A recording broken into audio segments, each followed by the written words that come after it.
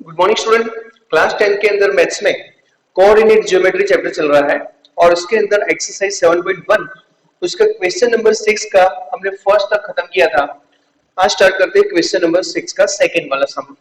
तो सेकंड वाले सम के अंदर यहाँ पर पॉइंट कोऑर्डिनेट पॉइंट दिए हुए हैं और वो कौन से कोऑर्डिनेटल है, कौन से कोऑर्डिनेटल के हैं वो हमें चेक करना है।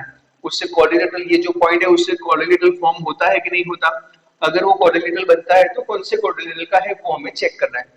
तो यहाँ पे लिखते हैं late a -35 b 31 c 03 d -1 -4।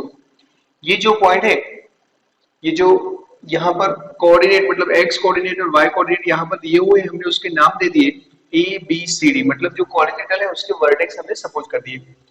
अब लिखते हैं डिस्टेंस फाइंड करते हैं ए बी का। तो ए बी कितना होता है, देखिए डिस्टेंस फॉर्मूला से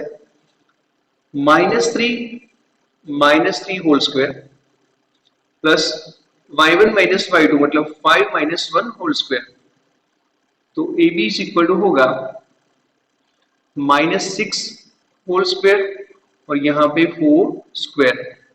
तो A B is equal to होगा यहाँ पर 36 plus 16, therefore A B is equal to होगा 52। 52 को हम ऐसे लिख सकते हैं 13 4 जा 4 का रूट निकलेगा 2 तो बन जाएगा कितना 2√13। तो ये मिल गया ए बी। अब हमें फाइंड करना है BC। तो BC कितना बनता है वो देखिए। BC के लिए वही डिस्टेंस फॉर्मूला x1 x2 मतलब 3 - 0 होल स्क्वायर 1 - 3 होल स्क्वायर। तो BC इज इक्वल टू बनेगा 3 स्क्वायर मतलब यहाँ पर 9 और यहाँ पर ये तो ऐसे लिख दो अभी 3 square plus -2 square, therefore BC is equal to 9 + 4। तो BC कितना आ गया √13। अब फाइंड करते हैं AB BC CD। CD के लिए देखिए 0 - -1 मतलब 0 + 1 होल स्क्वायर 3 - -4 मतलब 3 + 4 whole square.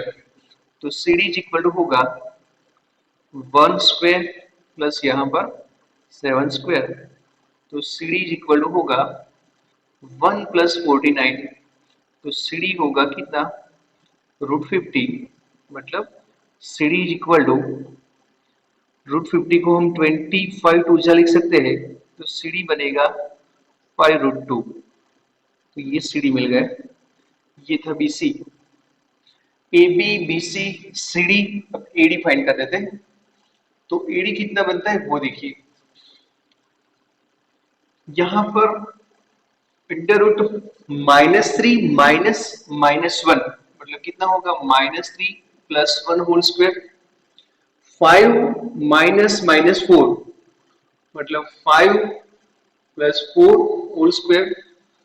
AD is equal to बनेगा -2 स्क्वायर और यहाँ पे 9 स्क्वायर।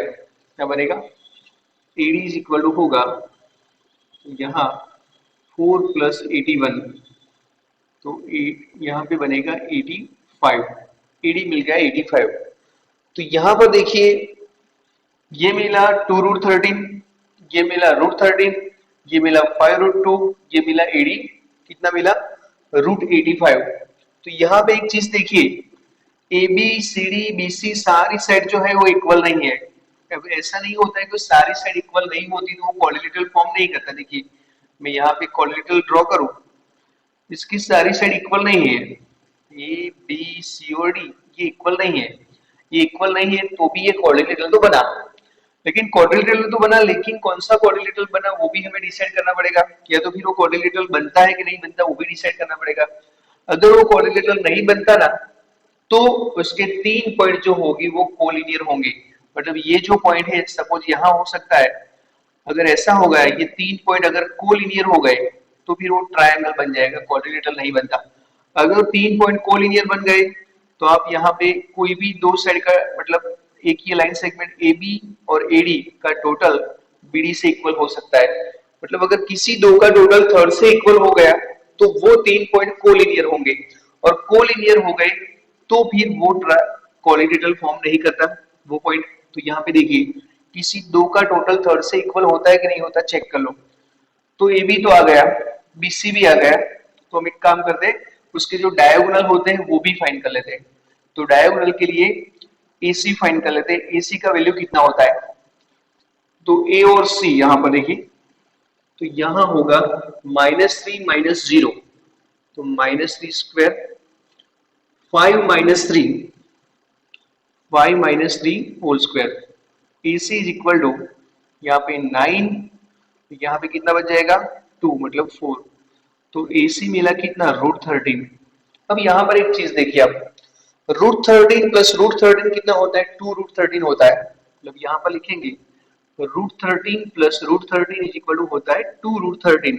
तो √13 की जगह पे हम लिखेंगे ए सी, √13 की जगह पे लिखेंगे बी सी, और 2√13 की जगह पे लिखेंगे ए बी। तो यहाँ पर आप एक चीज देखिए, ये सी पॉइंट ए सी और बी सी का टोटल ए बी से इक्वल होता है, तो इसका मीनिंग क्या होता है, सी है वो पॉइंट बीच में होगा ऐसे। मतलब AC और BC का टोटल कितना होता है, AB के इक्वल होता है। इसका मीनिंग ये हुआ कि 3 पॉइंट जो है वो ACB कोलिनियर है। तो यहां पर होगा therefore ACB आर कोलिनियर, या तो फिर ऐसे भी लिख सकते हैं पॉइंट्स ACB आर कोलिनियर। ये जो पॉइंट है वो कोलिनियर है, therefore ABCD do not form quadrilateral। मतलब यहां से इस पॉइंट से क्वाड्रिलेटरल नहीं बनता। इसका रीजन आप समझ गए, क्योंकि 3 पॉइंट क्वाड्रिलेटरल के अंदर 3 पॉइंट जो होते हैं, ये जो क्वाड्रिलेटरल है उसके अंदर 1 2 3 3 पॉइंट तो आपको नॉन कोलिनियर कंपलसरी होने ही चाहिए। अगर 3 पॉइंट नॉन कोलिनियर नहीं है और एक ही लाइन में हो गए ऐसे कोलिनियर, तो फिर वो क्वाड्रिलेटरल फॉर्म नहीं करता। और यहां पर क्या हुआ, वही हुआ। AC और BC का टोटल AB होता है, मतलब ACB एक लाइन में हो गए, तो D सपोज यहां पर होता है तो फिर वो ट्रायंगल बनेगा लेकिन क्वाड्रिलेटरल नहीं बनेगा। तो लिख दीजिए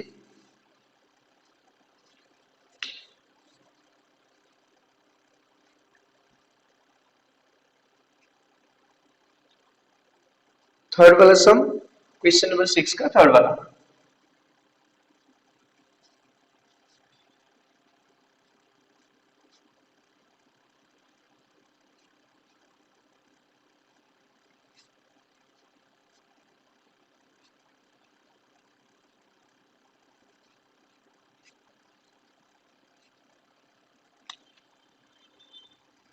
वो पॉइंट है 4 5 7 6 4 5 7 6 4 3 1 2 4 5 7 6 4 3 1 2।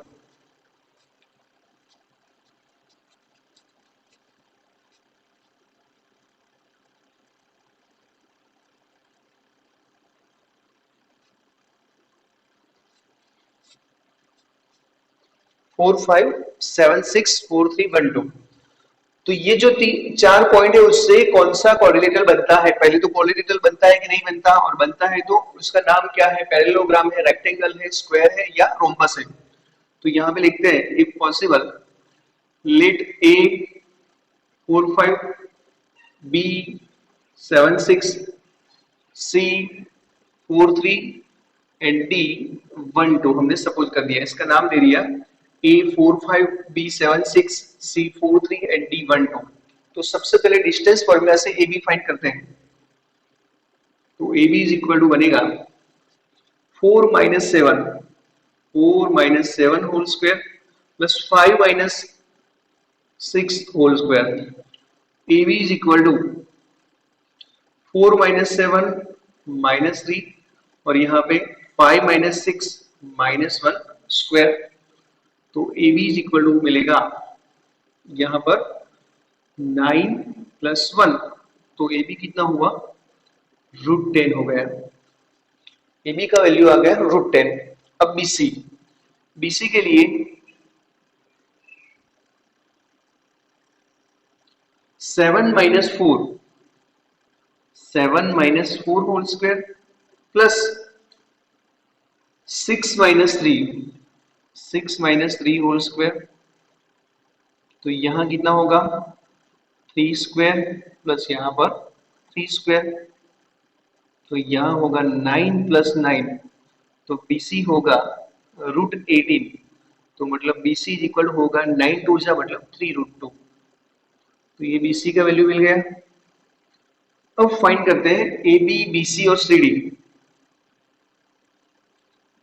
4 - 1 whole square, 3 - 2 whole square, CD is equal to 3 square plus यहाँ पर 1 square, CD is equal to होगा 9 + 1, तो CD आ गया कितना, √10।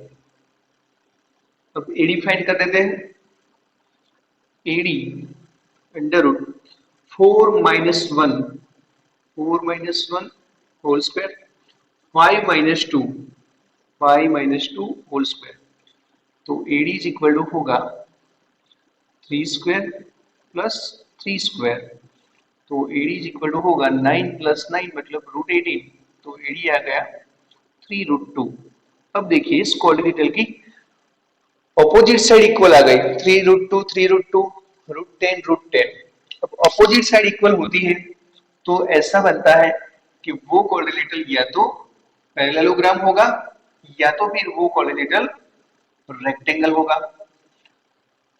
यहाँ पे देखिए सारी साइड अगर इक्वल होती तो हम क्या सोचते, वो रोम्बस होगा या तो वो स्क्वायर होगा, लेकिन ऑपोजिट साइड इक्वल दिख रही है आपको, ए बी सी और डी। ए बी कितना दिख रहा है वहां पे √10 देखिए, और सी डी सामने है √10, बी सी कितना दिख रहा है 3√2, और एडीपी है 3√2। मतलब ऑपोजिट साइड इक्वल होना इसका मीनिंग ये नहीं कि रेक्टेंगल ही होगा, ये रोम्बस भी बन सकता है, ये पैरेललोग्राम भी बन सकता है, लेकिन हमें डिसाइड कैसे करना है कि ये पैरेललोग्राम है या रेक्टेंगल है।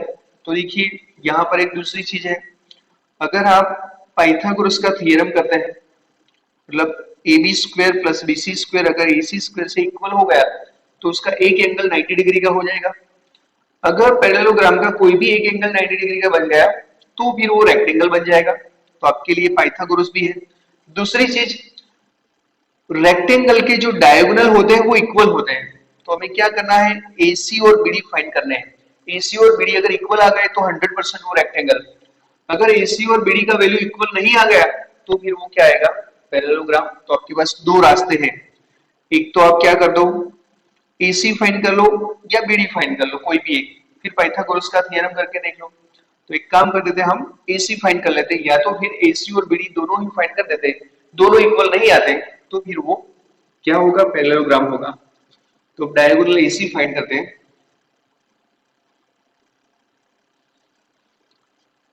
तो 4 - 4, 4 - 4 होल स्क्वायर, 5 - 3, 5 - 3 होल स्क्वायर, तो AC इज इक्वल टू 0 हो गया, यहाँ पे 5 - 2 3 हो गया, तो AC इज इक्वल टू मिलेगा 2, AC 2 मिल गया।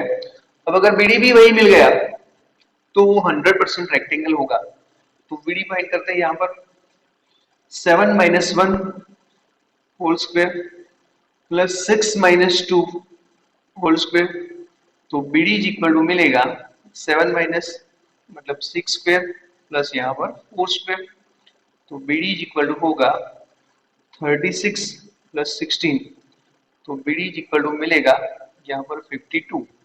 तो देख लीजिए ये दोनों इक्वल नहीं आए तो फिर हम लिखेंगे इन quadrilateral ABCD, AB is equal to CD and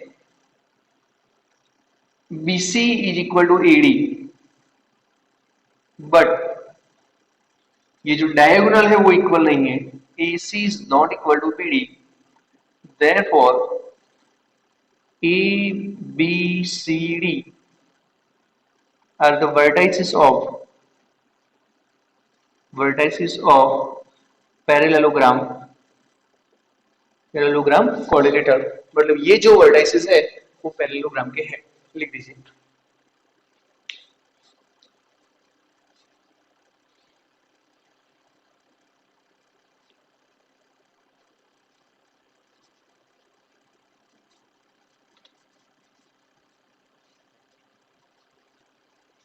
question number 7,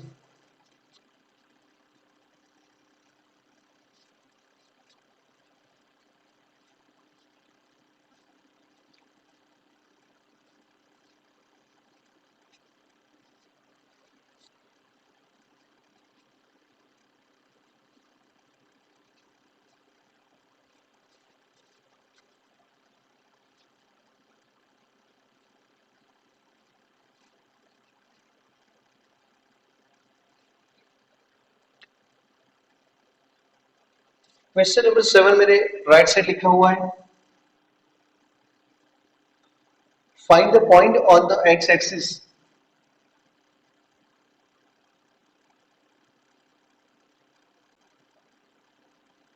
on the x-axis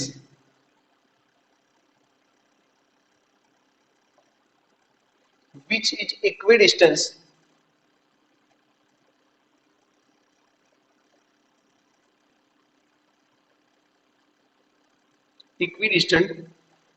from 2 minus 5 and minus 2 9.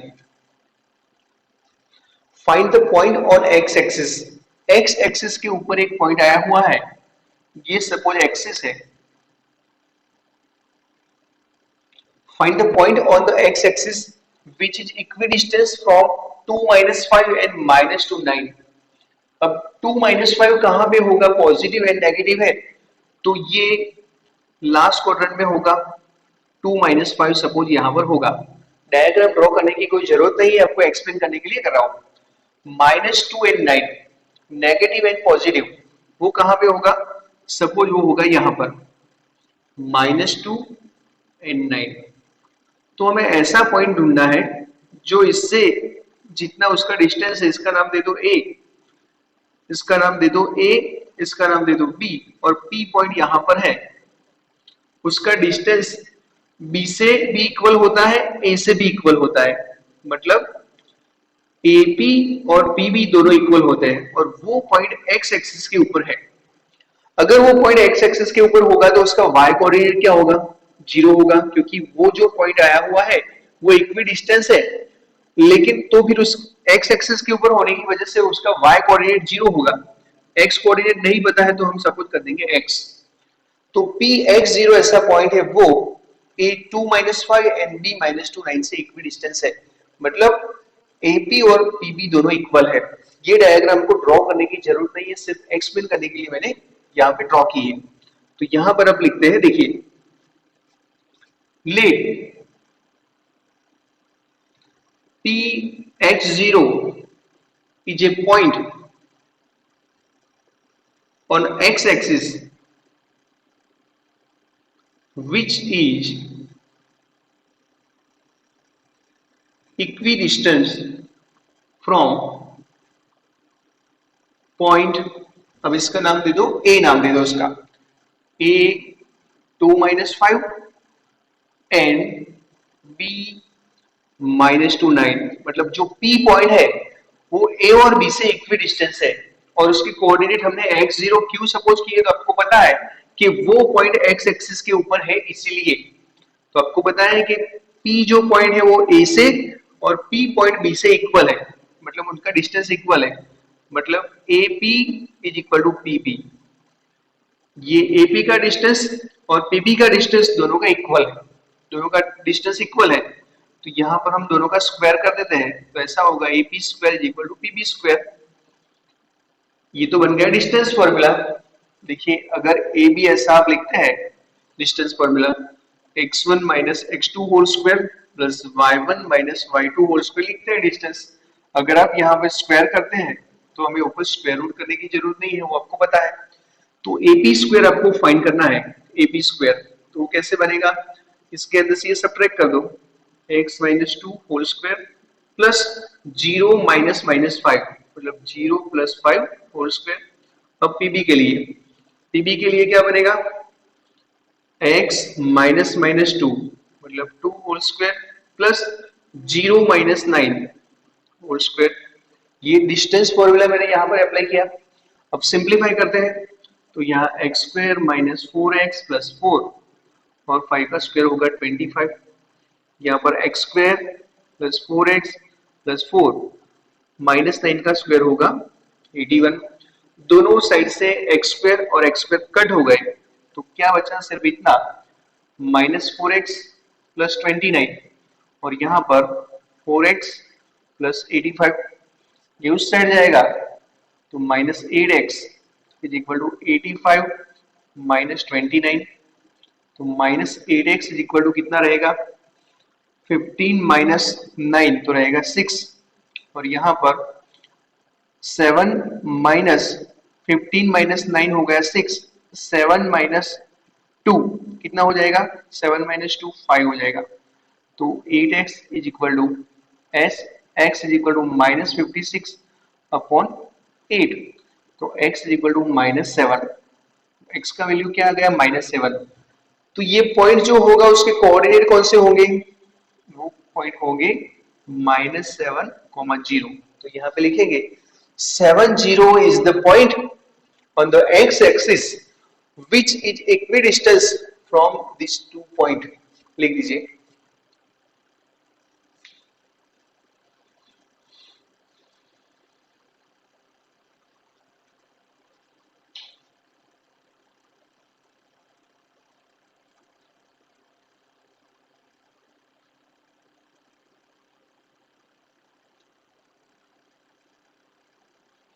Question number 8,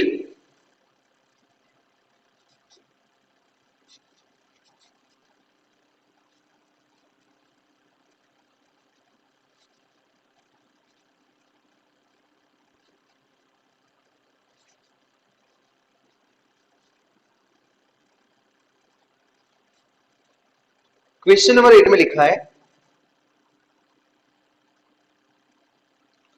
find the value of y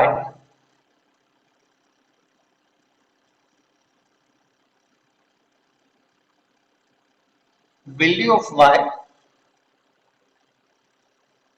for which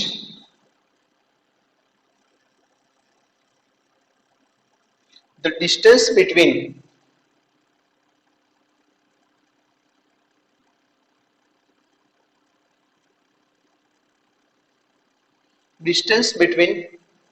the points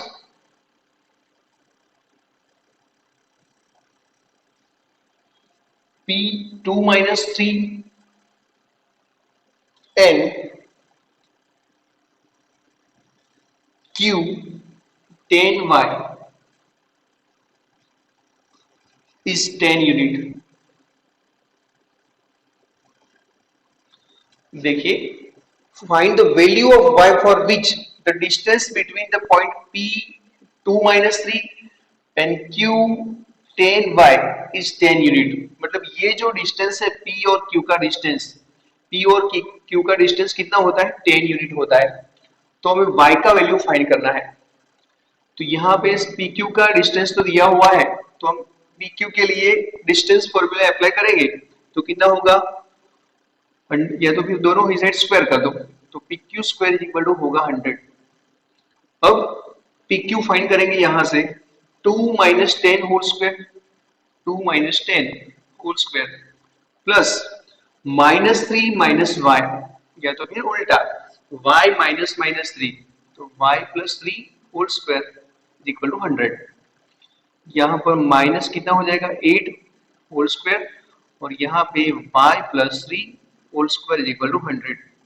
simplify करते हैं, वहां हो गया 64 plus y square plus 6y plus 9 is equal to 100 हो गया। यहाँ पर 64 y square plus 6y plus 9, y square plus 6y, यहाँ पर कितना हो गया 73, 64 plus 9 73 minus 100 is equal to 0। तो वाई स्क्वायर प्लस 6y कितना हो जाएगा, यहाँ पर 100 माइनस 70 हो जाएगा 30, और 30 के अंदर से 3 और चले गए तो कितना होगा -27 इज इक्वल टू 0। 27 के पार्ट बनाइए कि जिससे सब्ट्रैक्शन 6 हो जाए, तो y plus 9 and y minus 3 is equal to 0। therefore y plus 9 is equal to 0 और y minus 3 is equal to 0। तो y का वैल्यू हो सकता है या तो 9 हो सकता है -9, या तो फिर y का वैल्यू हो सकता है 3।